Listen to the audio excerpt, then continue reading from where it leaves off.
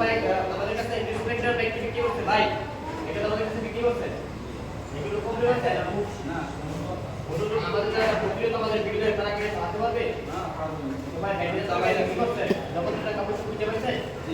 এটা বিক্রি করে এটা সেটিং এর নাকি ডিভাইস টাইগার। তো ভাই যদি আপনি চার্জ করে দেখি ভালো লাগছে? হ্যাঁ, ভালো। যে ভাই কোন গাড়ি ডিভাইস টাইগারটা?